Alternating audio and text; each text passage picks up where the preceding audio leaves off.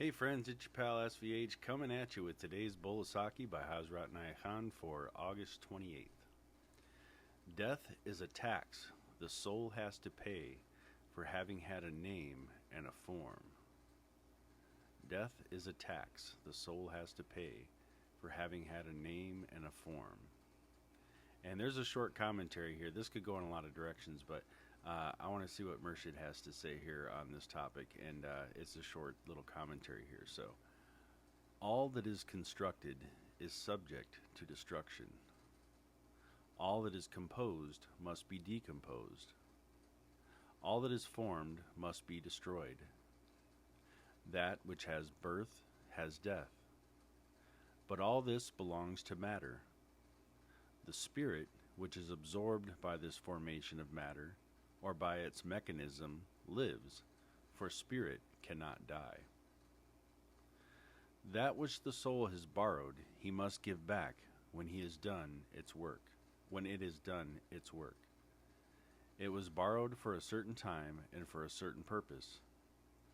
When the purpose is fulfilled, when the time is finished, then every plane asks for that which the soul has borrowed from it, and one cannot help but give it back to that plane.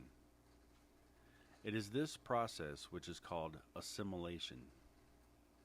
Since man is born greedy and selfish, he has taken all things willingly, enthusiastically.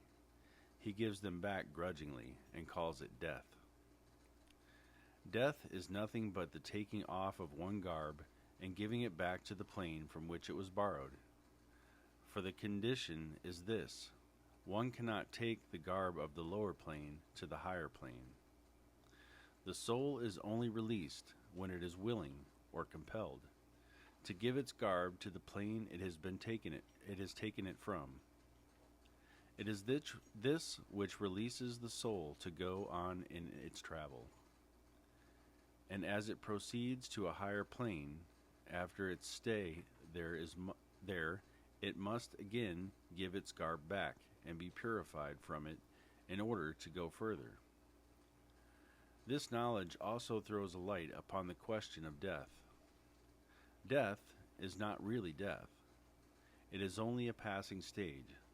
It is only a change, as changing clothes.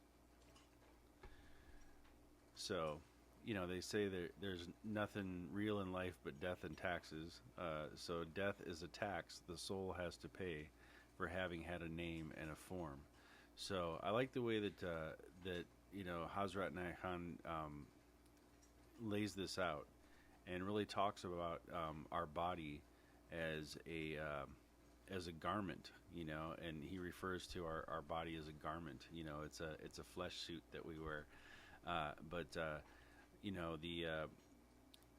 the what seems like an actual death is just the taking off of this physical garb and handing it back to the plane that it came from, so that you can ascend to the next plane without taking that lower vibrational aspect of yourself with it.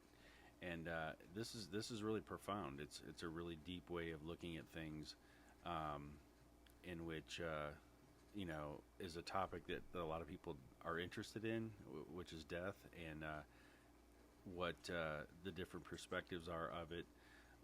But the idea of immortality, I think, is a very interesting topic to a lot of people, and it's been really proven that through proper breathing, proper diet, proper living, certain conditions that you allow yourself to experience can raise your vibration to a higher level, to where you need less food and you need less things to really flourish, and you can live a long life of many hundreds of years.